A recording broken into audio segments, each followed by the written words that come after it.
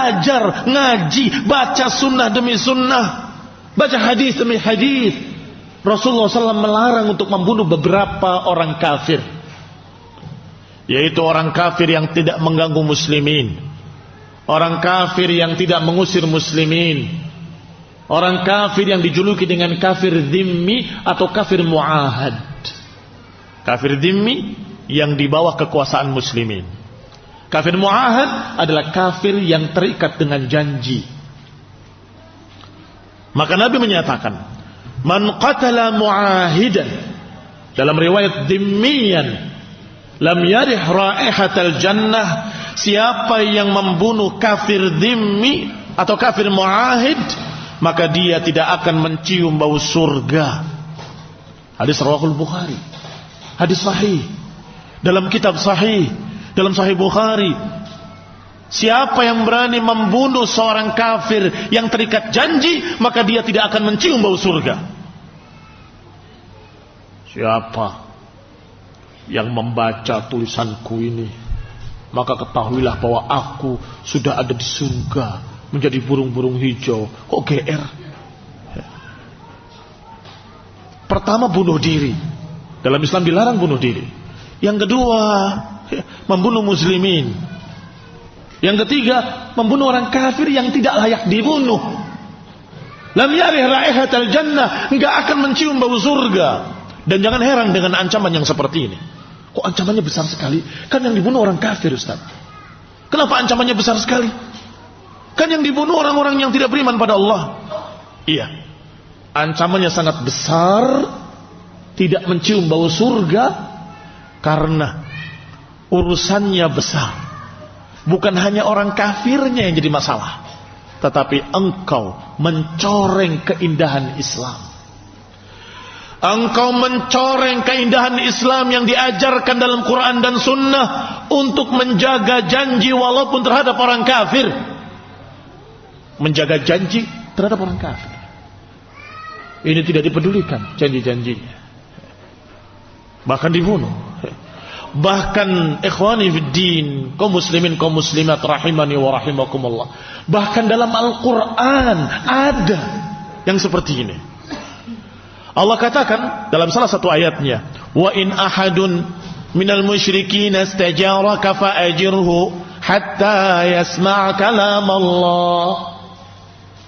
Kalau ada orang kafir musyrik minta perlindungan di negerimu, minta perlindungan di tempatmu, maka lindungilah dia agar dia mendengarkan ucapan Allah.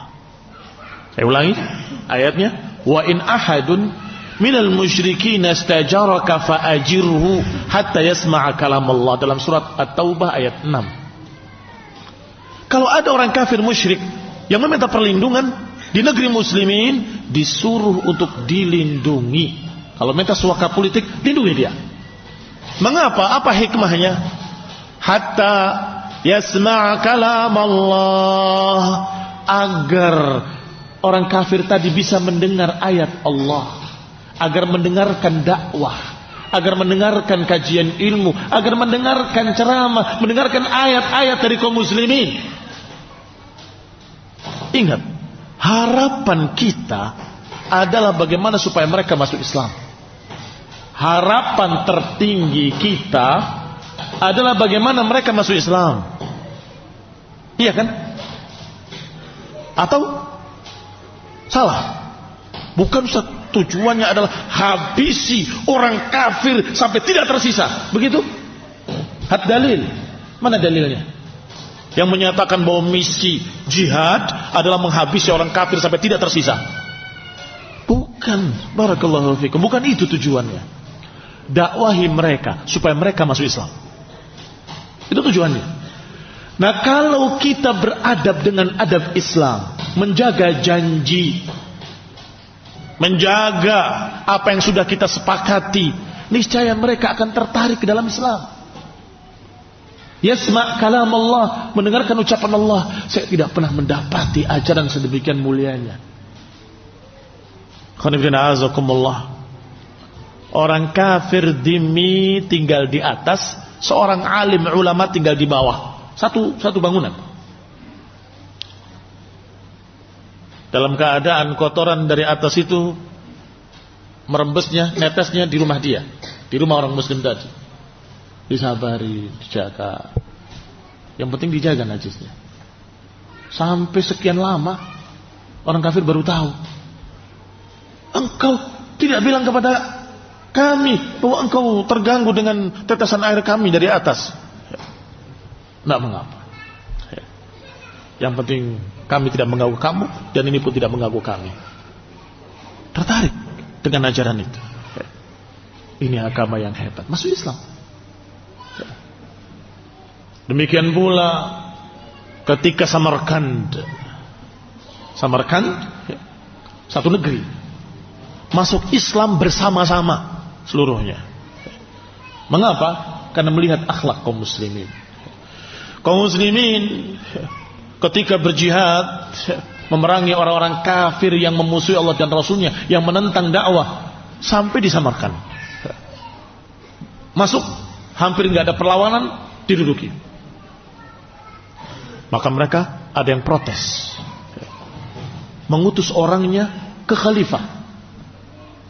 Sampai di depan khalifah, sampaikan bahwa kami tiba-tiba diserang, tidak tahu menahu apa salah kami. Demikian. Mereka tidak mendakwahi kalian? Tidak. Ditulis memo kecil dari khalifah. Ini sampaikan ke panglima pasukan, pimpinan pasukan muslimin. Sampaikan. Sampai ke Samarkand, dibaca dari Amirul Mukminin. Apakah kau menemui Amirul Mukminin? Iya, aku menemui pimpinan kalian. Apa perintahnya? Keluar dari Samarkand. Dan kemudian masuk kembali dari pintu gerbang mereka dengan memberikan 3 tawaran. Aslim taslam. Kalian masuk Islam, kalian selamat. Atau kalau tidak, kalian membayar jizyah, upeti, sebagai kafir dhimmi, dan kami tidak ganggu kalian dengan agama kalian. Tapi bayar jizyah, upeti. Tapi kalau itu juga menolak, kami akan perangi kalian. Ini 3 tawaran yang disuruh oleh Khalifah Amirul Mukminin. Maka mereka keluar semuanya. Bayangkan, kalau penjajah sudah masuk sebuah negeri, sudah berkuasa, disuruh keluar lagi, apa mau? Tidak akan mau.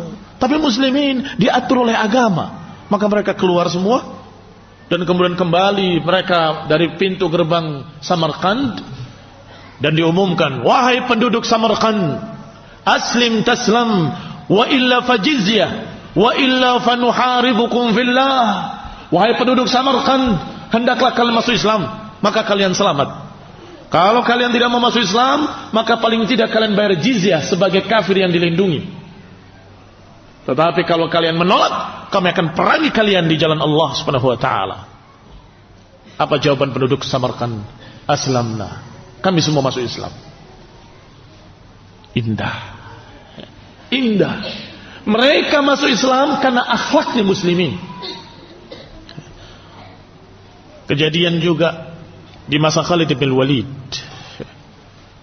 ketika dalam peperangan, namanya peperangan kan ada jedanya, ada jeda beberapa saat, perang kembali begitu, berkecamuk kembali, kemudian ada jeda. Nah, ketika dalam jeda peperangan ini, daerah musyrikin kufar Romawi, di sini muslimin. Anak mereka ada yang bermain lari sampai masuk negeri muslimin. Mereka ketakutan, pasti dibunuh itu anak. Ternyata di tengah-tengah kaum muslimin mereka, anak itu gembira. Ada yang ngasih makan, ada yang ngasih mainan, ada yang main sendiri sama anak muslimin. Mengapa? Karena Islam tidak mengajarkan untuk membunuh anak kecil. Ini juga keindahan Islam.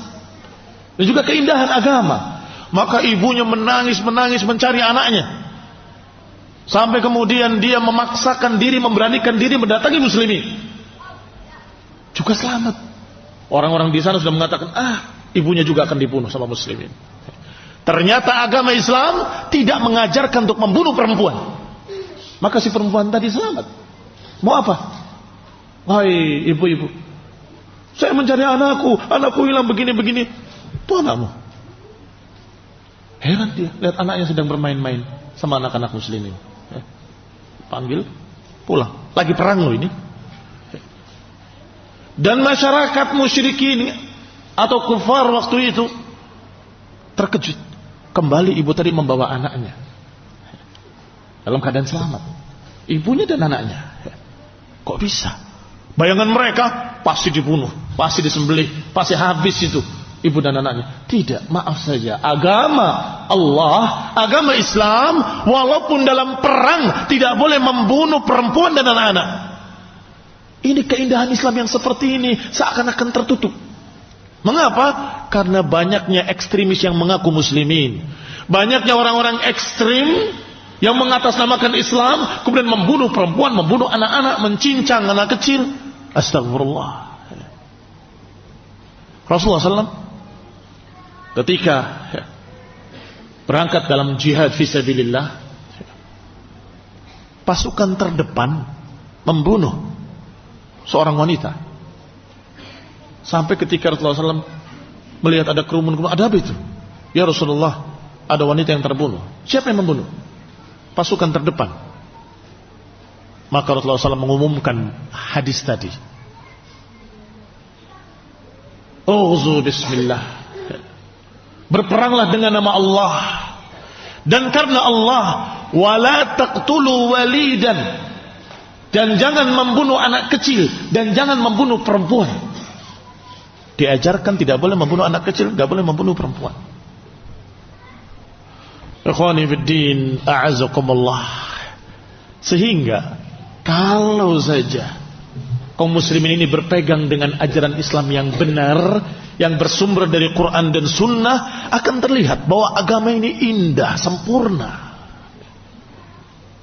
mengajarkan keadilan, mengajarkan kasih sayang, mengajarkan rahmat, mengajarkan untuk menjaga darah manusia, darah kaum muslimin, dan juga orang-orang kafir yang terlindungi. Selama mereka tidak memerangi muslimin, selama mereka tidak mengganggu muslimin, maka mereka tidak boleh dibunuh.